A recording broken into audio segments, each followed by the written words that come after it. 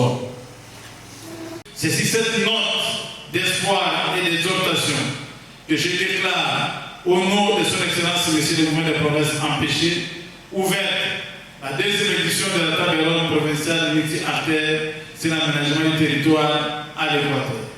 Que vive la République démocratique du Congo, que vive la province de l'Équateur, que vive la deuxième édition de la table ronde provinciale multi-artère sur l'aménagement du territoire, je dis et je vous remercie.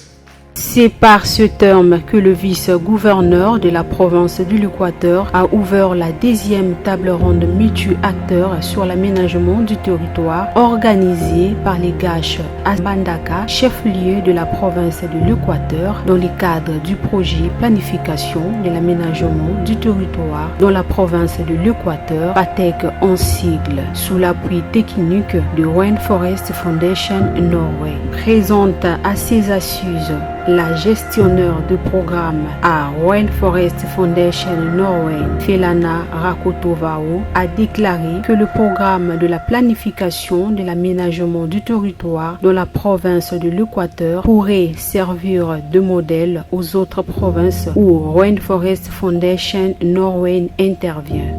La RFN appuie ce processus dans la province de l'Équateur. Nous appuyons techniquement et financièrement notre partenaire GACH pour soutenir la participation des communautés locales et des peuples autochtones dans la planification et de l'utilisation des terres à échelle locale. À ce jour, nous sommes très satisfaits de l'engagement des acteurs au niveau de la province, de l'engagement des communautés locales et des peuples autochtones au niveau local et de l'administration provinciale. Et nous nous engageons, nous continuons à nous engager pour pouvoir appuyer ce processus au niveau provincial, car c'est un processus qui est au cœur de notre programme en RDC. Et pour nous, ce processus au niveau de la province de l'Équateur pourrait servir aussi de modèle aux autres provinces où nous intervenons aussi en RDC. Cette édition a été organisée dans le but de présenter à toutes les parties prenantes les outils de la planification spatiale élaborés par les communautés locales.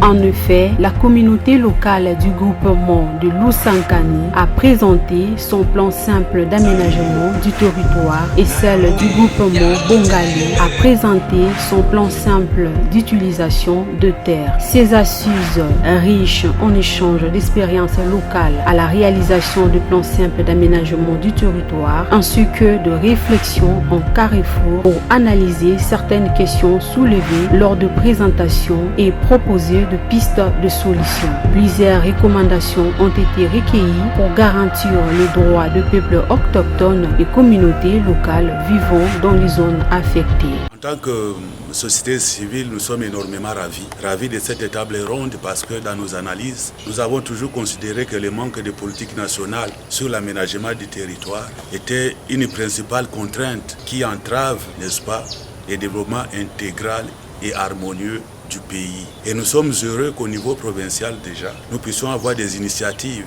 qui sont entreprises par des ONG comme GACH pour promouvoir la planification spatiale au niveau des communautés locales. Et parce qu'à ce niveau-là, avec les plans simples d'aménagement du territoire qui sont élaborés au niveau des communautés, il s'agit d'un outil qui va aider à la gestion durable des ressources naturelles et permettre un développement harmonieux au niveau local. Là pourquoi nous avons demandé que les limites des aires protégées ainsi que des concessions forestières soient revues de manière à laisser plus d'espace aux communautés en vue de permettre leur développement. Et donc je crois que c'était très important, une situation qui nous passait inaperçue. Et les communautés ont des problèmes. Elles sont régulièrement accusées de violer, n'est-ce pas, l'intégrité des concessions forestières, l'intégrité des aires protégées, alors que ces communautés n'ont pas de choix. Elles ne doivent vivre que de leur espace naturel, qui malheureusement leur est pris par ces concessions-là. Et donc notre volonté, c'est de faire en sorte que l'État, qui doit promouvoir d'abord le développement de nos communautés, prendre en compte cette réalité, de faire en sorte que